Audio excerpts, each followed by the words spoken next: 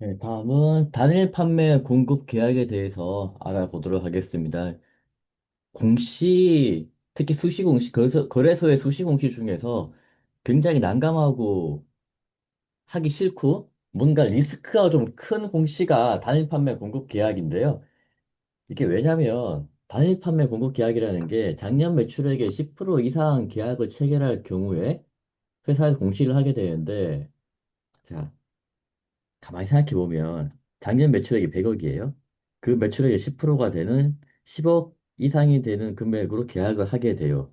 단기간에 끝나면 깔끔하고 좋은데 보통은 1년 이상 가는 경우도 많습니다. 그러면 여기서 이제 생각해 봐야 될 거. 1년 이상의 시간이 걸린다고 가정을 했을 때 그 과정에서 그동안 아무 일도 없을까요? 계약 조건의 변경, 가격의 변경, 기간의 변경, 이런 계약 조건의 변경이 있을 겁니다. 그리고 상대방도 어떻게 될지 모르는 겁니다, 이건. 계약 기간 동안에 상대방이 망할 수도 있고요. 계약 기간 동안에 상대방의 회사에 불이 나가지고 뭔가 정상적으로 납품을 못할 수도 있는 겁니다. 반대로 우리 회사에 불이 나가지고 정상적으로 납품을 못할 수 있는 거예요. 그렇기 때문에 수시로 변동이 발생할 수 있는 그런 가능성이 크기 때문에 리스크가 있다고 말씀드린 거고, 이게 이제 보시게 되면 장기 계약일수록 조건과 금액이 수시로 변동되는데 이거 매, 바뀔 때마다 공시를 해야 되냐? 자, 이게 명확하게 나와 있습니다. 계약 기간, 그러니까 보통 시작하는 이 날짜나 뭐 그냥 맞추면 되니까 그게 문제가 안 되는데 끝나는 날짜, 납품을 완료한 날짜가 문제가 되는 거고, 종료일 10일 이내에 변경하는 경우에는 괜찮다. 근데 이건 뭐 그냥 봐도 큰 이슈는 아닌 것 같잖아요. 근데 돈을 바꾸게 되면, 계약 금액을 바꾸게 되면 공시를 하게 되어 있습니다. 계약 금액에 대해서는 지금 보면 레이트가 없습니다. 이게 뭐 5% 이내로 바꾸면 괜찮다 이런 게 없습니다. 그래서 수시로 바뀌는 거기 때문에 이게 정정 공시에 대한 리스크가 있고, 그리고 이행 금액 보시게 되면 이거 계약 기간의 2배가 되는 날까지 이행 금액의 50% 이상 못하면 공시 변경 불성시 공시다 나오는데, 1년 계약했는데 2년 동안 늘려서 계약 연장해서 2년 동안 50%도 못한다 그러면 이거는 이제 불성시 공시 법인 지용된다라는 거라서 이런 리스크가 항상 있다. 요거 비슷한 게 이제 유형자산 취득이라든지 공장 같은 거 지을 때 금액이 수시로 변하거든요. 그런 공시를 할 때 좀 유의를 해야 된다라는 거고. 그래서 정리를 좀 해보면 소소한 변경에 대해서는 이제 공시를 안 할 수도 있겠는데 회사의 판단으로 하는 건 좀 위험하고요. 그리고 하나 재밌는 건 코스피 상장사는 금액이 10% 이하로 미만으로 변동되면 공시 이게 증정 안 해도 된다고 하는데, 코스닥은 이제 일단 범죄자로 보기 때문에 면제 조항이 없고요. 이런 밑에 적어놓은 내용들 잘 지켜가지고 공시를 해야 된다는 것 알고 계셔야 될 것 같습니다. 아, 예. 이 단판 공시, 단일 판매 공급 계약 공시는 이게 보통 통칭 단판 공시라고 하죠. 뭐, 대량보유 상황 신고서를 오프 공시라고 부르는 것처럼 이제 공시 담당자들은 대부분 이제 단판 공시라고 부릅니다. 단판 공시는 경영자들은 좋아하죠. 아, 경영자들은 무조건 영업이사들이나 정상적인 회사 입장에서 뭐 비상경도 마찬가지예요. 예, 단판 공시 무조건 해라. 여기서 이제 잘 보셔야 돼요. 이게 명칭이 단일 판매 공급 계약인 거예요. 단일. 계약서 한 장인 거예요. 판매. 우리가 파는 거야. 우리가 매입하는 거는 의미가 없다는 거죠. 공급 계약. 여기서 이제 단일이라는 거는 한 장짜리 계약의 원칙은 품목이 하나 아니면 품목이 여러 가지면 매입처도 하나라고 해야 되는 건데, 그 품목이 여러 가지 다 품종, 거래처가 다 거래처일 경우에는 이게 컨소시엄 이런 건 가능하지만 실제로는 각각 다른 품목 A, B, C를 A한테도 팔고 P한테도 팔고 근데 계약서 이게 한 장에 대부분 안 나오잖아요. 그렇기 때문에 이렇게는 묶어서는 좀 쉽지 않다. 가끔 뭐 여러 가지 A, B, C의 제품들을 묶어가지고 A한테 납품, 뭐그 Z한테 납품하겠다. 이런 건 이제 계약서 한 장에 하면은 단일판매 공개약으로 나가는 것들이 꽤 있습니다. 그렇게 해서 이제 일부러라도 우리가 직접 매출액의 10%를 넘기고 공시를 내면 야 우리가 이렇게 열심히 일을 하고 회사도 쭉쭉 잘 나가고 좋아지고 있다. 이 공시하면 주가가 오르겠지 하면서 좀 내려고 하는 성향이 있죠. 물론 이제 그거는 이제 경영진과 주식을 많이 갖고 계신 분들의 의향인 거고. 담당자들은 귀찮죠. 챙겨야 될 것도, 챙겨야 할 거는 그렇게, 이게 좀, 실제 낼 때는 계약서하고 증빙들만 있으면 되는데, 요즘은 이제 예전에 2조 마스크 이후로 단판 공시로 2조 원어치 마스크를 팔겠다라는 공시를 내고, 알고 봤을 땐 구라였던 그 이후로 단판 공시에 대해서 이제, 좀 많이 강화됐죠. 많이 강화됐고요. 이 단판 공시가 기본은 이 기준 조건이 직전 연도 연결 매출액입니다. 연결 매출액의 10% 이상. 근데 요 딱 10%라고 해서 최소 3억 원. 왜냐면 직전 연도 매출액이 30억 원 미만인 회사도 있죠. 그러면 뭐 관리 종목이나 뭐 상장뿐이 아니라 바이오 회사나 특례 조건 회사들은 거의 매출액이 0원이거나 1, 2억, 뭐 몇십억 이렇게 되는데 갑자기 뭐 수수료 매출, 컨설팅 계약 뭐 이렇게 해가지고 한 뭐 2억 이렇게 하면은 10% 넘어가잖아요. 근데 그러기에는 너무 금액이 짜치다. 짜치다. 한 10억, 3억, 하여튼 최소 금액은 3억 이상이면서 직전 연도 매출액이 10% 이상일 경우에만 단일 판매 공급 계약을 공시해라. 근데 담당자들이 싫어한다는 거는 단일 판매 공급 계약은 이제 아까 홍차 형님이 말씀하셨다시피 정정이나 변동 가능성이 너무 커요. 그리고 이것도 챙겨야 돼. 챙기고, 이거 내가 뭐 회계팀이 아닌데도 세금 계산서가 맞네, 왔네, 그 뭐 증빙을 기간이 긴데도 하나씩 챙겨서 뭐 계약금 수령했네, 중도금 수령했네, 세금 계산서가 있네, 뭐 돈을 받았네, 안 받았네. 돈을 솔직히 공시에서는 돈 받았는지 안 받았는지 중요하지 않아요. 그냥 세금 계산서 증빙들, 이런 거 좀 챙겨야 되고, 나중에 마지막에 이제 종료할 때, 또 종료 공시라고 따로 있지는 않아요. 정정 공시를 계속하지만 해지할 때 만약에 해지됐다. 그럼 또 정정 공시로 때리는 것도 아니라 단일 판매 공급 계약 해지라는 공시가 따로 있어요. 하여튼 그건 조금 뒤에서 말씀을 드리고 그래서 이제 대부분 장기 계약이고 해외 계약이 꽤 있죠. 해외 계약이. 그러면 해외 계약이 꽤 있기 때문에 기준 환율, 기준 환율도 계산을 해야 되고 기준 환율 계산을 할 때 이제 하는 사이트가 따로 또 정해져 있습니다. 그 사이트에서 기준을 정해서 이제 뭐 2023년도에 기준을 정하면 24년도에 계약 기간이 변경되거나 뭐 금액이 변경됐다. 그럼 기준을 다시 또 23년도 그때 변동 환율 기준으로 적용을 해가지고 뭐 계산을 해야 되는 거죠. 뭐 하여튼 귀찮죠. 정정 가능성이 매우 높기 때문에 장기 계약일수록 매우 높고 그 그리고 내가 있을 때 내가 모든 걸 다 하면 좋은데 내 전임자 있을 때 공시했던 것도 나는 몰랐어. 이거 근데 막 문자 와 막 그런 경우도 꽤 있고요. 예. 그리고 이게 어떻게 됐어요? 그럼 또 그때 가서 옛날 그 증빙들 세금 계산서 계약금 수취했던 내역들 뭐 이런 것 해외 거래처일 경우에는 또 세금 계산서가 없잖아요. 그럴 때 인보이스라든지 아니면 송금 그 수령증 달러 이제 변화했을 때 달러 들어왔던 내역들 요렇고 그리고 뭐 인보이스 관련돼서 사람한테 주고받던 메일들 이런 것까지 좀 챙겨야 되는 경우가 꽤 있습니다. 그리고 정정 공시도 많고 이제 해지하는 경우도 있고 근데 또 결과 공시는 외부에 나가지 않는데 종료일이 되면 이 단일 판매 공급 계약에 대해서 잘 종료했다라는 종료 내용을 그 또 첨부해서 제출해야 돼요. 어, 기타 비공개로 해가지고 결과 쉽게 말해서 국내 단일 판매 공급 계약이면 그냥 세금 계산서들 모아가지고 증빙해서 같이 기타 비공개로 첨부해서 올리면 이제 종료가 되는 그런 내용인 거고요. 이 정정 내역들의 기준은 뭐냐면 여기서 이제 계약 금액이 50% 이상 변경 시에는 공시 위반입니다. 여기 지금 내용하는 거는 공시 변경. 여기서 공시 변경, 공시 위반. 똑같이 보시면 돼요. 공시 변경, 공시 위반 똑같이 보시면 돼요. 쉽게 말해서 계약 금액의 50% 이상 변경되면 공시 위반이라고 보는 거고, 계약 기간이 두 배가 되면 50%, 두 배라는 거는 이제, 두 배랄까, 이게 그 50% 미만하게 공시 변경, 공시 위반이라고 보는 거예요. 그러니까 계약 기간이 늘어날 수는 있겠죠. 늘어날 수 있는데 그 두 배가 되는 날까지 최소 50%까지는 해야 된다. 이 말은 쉽게 말해서 전환사채하고 똑같아요.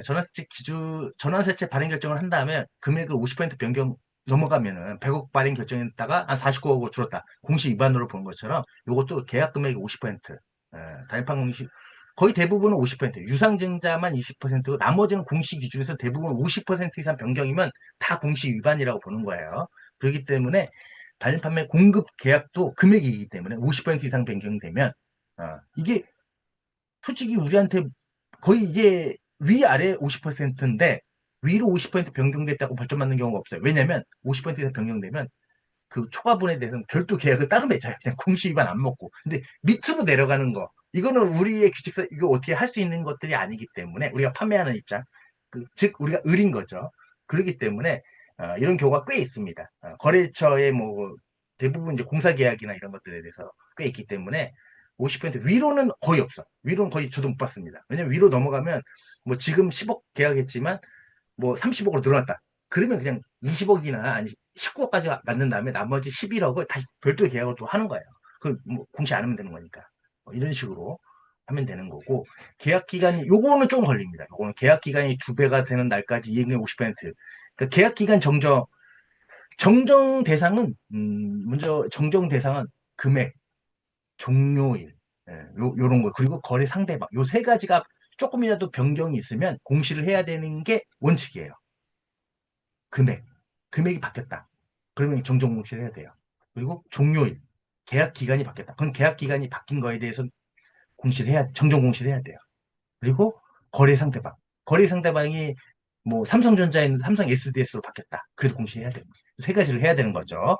거의 대부분 거래 대상자가 바뀐 거는 거의 쉽지 않죠. 이게 3자 계약으로 해서 계약 주체의 변경 뭐 이런 거 아니고서는 거래 상대방이 바꾸면 완전 별도 계약으로 다시 볼 가능성이 매우 높으니까. 근데 어찌됐건 원칙은 요 세 가지가 바뀌면 공시를 해야 되고, 계약 금액 변경에 관련돼서는, 아까 이제 뒤에서 이제 잠깐만, 코스피 같은 건 10% 변경에 대해서는 공시를 면제하나 코스닥은 없는데, 실무상으로 한 95% 정도, 그러니까 즉, 5% 정도는, 정정을 잘 안 하죠. 왜냐면, 아까 이제 종료가 됐을 때, 이제 세금계에서 이거 증빙을 낸단 말이에요. 처음 공시 나가서 100억으로 냈다. 그럼 95억 정도까지만 증빙 입증하면 그냥 오케이 넘어가는 경우가 많기 때문에 하지 않고. 두 번째, 계약 기간이 문제예요. 계약 기간이 종료, 특히 이제 계약 체결일은 공시하기 때문에 문제가 없는데 종료일, 이게 이제 보통은 10일 정도까지 무마하는데 넘어갈 경우, 여기서 말하는 요 계약 기간 두 배가 되는 건 넘어갈 경우를 얘기하는 거죠. 대부분은. 두 배가 되는 날까지 이행금액 50% 미만. 뭐 계약 기간이 거래 상대방 해가지고 뭐 주구장창 뭐 할 수 있어. 지금 최초 계약은 뭐 2년으로 계약을 했는데 5년으로 계약을 연장할 수가 있어. 그런데 두 배가 되는 날까지 최소 그럼 2년에서 5년을 연장했는데 두 배가 되는 4년까지는 처음에 2년 했으니까 4년 전까지는 벌써 50% 이상은 해야 되는 거야. 안 그러면 공시 위반으로 보는 거죠. 그리고 여기 이제 기간이 1년 미만짜리는 1년으로 보는 거죠. 1년. 뭐 8개월짜리 계약이었다. 그럼 연장을 해가지고 뭐 두 배라면은 1년 뭐 반으로 봤다. 그럼 최소 1년까지는 50% 이상은 그 실적을 이행 금액을 했었어야지만 공시 위반이 안 되는 거예요. 예. 그리고 요거는 언제 나오냐? 바로 때리지 않고 계약 기간은 바로 때리지 않고 요거는 그 딱 그 두 배가 되는 날, 두 배가 되는 날 50%까지의 그 내용을 보내라고 얘기해요. 어, 그때 다시 이제 연락을 해요. 그때 다시. 조금 특이하죠. 계약기 두 배가 되는 날 그때 증빙을 제출하라고 해요. 그럼 증빙 안 되면 그때 공시심사위원회에서 심의위원회에서 이제 어, 부성실 법인으로 지정을 하고 이제 그때 공시를 때리는 거죠. 예. 그런 게 있고 매매거래 정지, 매매거래 정지. 쉽게 말해서 요거는 직전년도 매출액만큼 100% 이상 증가율. 내가 100억 했으면 이번 뭐 직전 연도 매출액이 100억을 했는데 단일 판매 공급 계약으로 100억 이상의 거래를 따게 됐다. 라고 했을 때는 이제 거래 정지까지 시킨다. 하루 정도 좀 과열하지 마라. 이런 부분을 좀 보시면 될 것 같아요. 그래서 이제 금액 변동 뭐 이런 것들이 있고 이제 해지 또는 이게 다 공시 위반 다 공시 변경이 다 공시 위반이에요. 해지 또는 50% 병역이 금액이나 기가 같은 경우에는 50% 절반까지는 해야 되는 거죠. 해야 되는 거고. 하지만 이게 좀 특이한 게 보통 대부분 공시들은 회사가 주체적으로 결정한 것들에 대해서 공시를 하는데 요거는 거래 상대방이 있는 거예요. 거래 상대방에 따라서 우리가 이제 공시를 내는 거죠. 우리 이제 매입 공시는 없는 거예요. 매출 공시만 있는 거니까. 근데 그렇기 때문에 특별하게 거의 대부분 단일 판매 공급 계약은 기간을 놓치는 거, 공시 타이밍 이거는 최초 공시 단일 판매 공급 계약은 1일 공시입니다. 어, 거래 이벤트가 발생한 1일까지 공시를 하고 기존의 공시가 나가 있는 단일 판매 공급 계약의 정정, 계약 변경이라든지 해지라든지 이런 것들은 당일 공시입니다. 규칙사유가 있는 거래 상대방이 있기 때문에. 그런데 규칙 사유가 단일 판매 공급 계약이 뭐 정정을 하거나 공시 변경 위반을 했을 경우에 규칙 사유가 내가 아니라 상대방이 있다라는 걸 증빙을 하면 공시 위반 적용 거의 안 하는 경우가 대부분입니다. 악의적이지 않다. 그리고 아니 회사가 거래 상대방이 망했는데 거래 상대방이 안 하겠다고 하는데 제가 어떻게 합니까? 거래 상대방이 우리나라 굴지의 대기업인데 대기업이 저희한테 걔들한테는 작은 금액이지만 우리한테는 직전도 10% 넘어가지고 공시를 냈는데 그쪽 갑자기 요거에서 이제 너무 금액이 크다 해서 줄이는 거에 대해서 저희가 어떻게 합니까? 안 사겠다는데 이런 게 있기 때문에 그 거래소도 알고 있어요. 그 대신 무작정 그렇게 얘기하면 안 되고 그때까지 거래 주고받았던 메일과 계약과 우리가 이행을 차근차근 준비했던 스케줄표, TF 스케줄표, 우리가 준비하고 있던 뭐 매수 뭐 이런 것들에 대한 증빙을 다 해야 되는 거죠. 그러면 공시 위반 적용을 안 하는 경우가 대부분이에요. 단판 공시가 대부분 좀 특별한 경우죠. 그래서 그런 경우에는 이제 뭐 예를 들어서 금액이 한 50% 줄어들었다. 50%뭐 한 50억짜리 계약이었는데 한 20억으로 줄어들었다. 그러면은 이제 정정공시를 내는 거죠. 어, 정정공시를 내면서 공시 위반이니까 공시 변경에 따른 공시 위반이 되니까 이제 사유서를 제출하는 거죠. 근데 보통 통상 이럴 때 사유서는 자율 양식으로 그냥 사유서라고 쓰고 그냥 밑에다 쭉 그 여태까지 경유와 이런 것만 좀 디테일하게 하고 회사가 뭐 잘 규칙 사유가 없다라는 준비하고 있었다는 증빙을 좀 첨부해서 내주세요. 라고 하는 게 끝이에요. 보통 통상 그렇게 해요. 뭐 단판 공시뿐만 아니라 어떤 이벤트 간에. 그런데 이게는 요거는 이제 결과 공시가 없는 대신 해지할 때는 별도의 단일 판매 공급 계약 해지라는 공시가 있습니다. 이 해지 공시를 내야 돼요. 요럴 때는 좀 달라지더라고요. 이럴 때는 또 거래소 경유서 양식이 있더라고요. 경유서 양식을. 이게 보시면 이제 거래소에서 이거 보내주는 거예요. 이렇게. 요 양식대로 좀 제출해라.